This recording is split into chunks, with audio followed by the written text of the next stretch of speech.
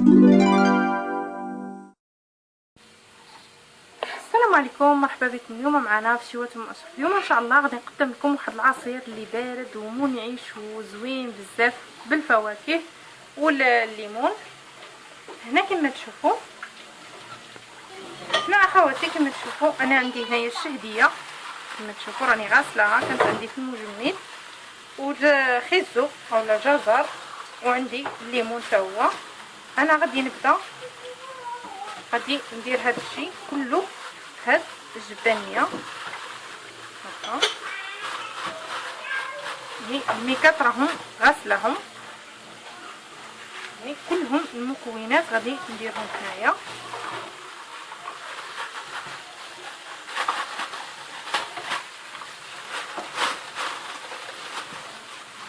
خيزو من الاحسن الا كنا غادي نديروه في المجمد نديروا له سلقه ونديروه عاد في المجمد، يعني ملي كنجبدوه يكون واجد.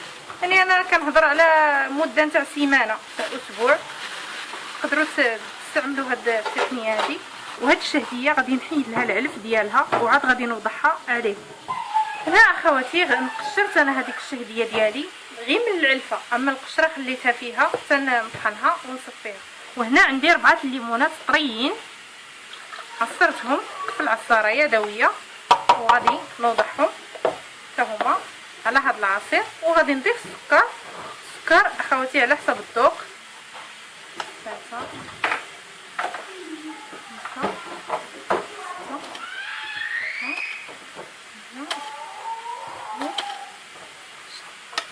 انا هاد العبار هذا اللي هاد المعلقه هذه عندي كنعبر بها، عبرت يعني العبار اللي كنديرو دائما يعني، وكيجي بالنسبه للعائله ديالي هذاك هو. انا عبرت 7 نتاع المعلقات نتاع السكر، يعني ما كيعادل 2 كيسان نتاع العنبه. يعني انا راني غندير كميه نتاع العصير. هنا اخواتي انا طحنت العصير ديالي وزدت عليه الماء متلج.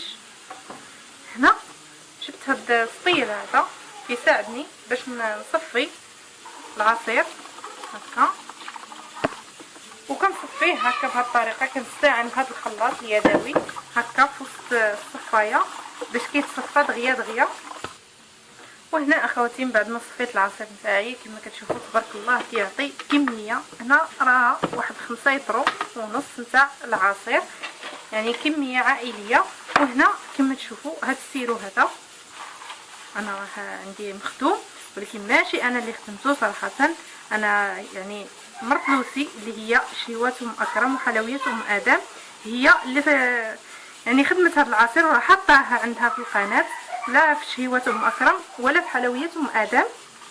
كنتمنى ان شاء الله تدخلوا عندها القناه يعني تعرفوا عليها، راها كدير وصفات رائعه ورائعه بزاف. انا غادي نهز من هذا العصير هذا، غادي نهز منه 1 2 نتاع معلقات فقط، غادي نفتحو.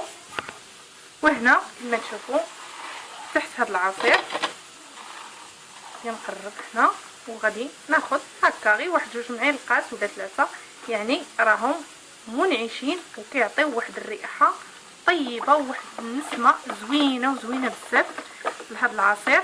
نحركو مزيان حتى ينسجم، وغادي نقدمو لكم ان شاء الله بالصحه والراحه.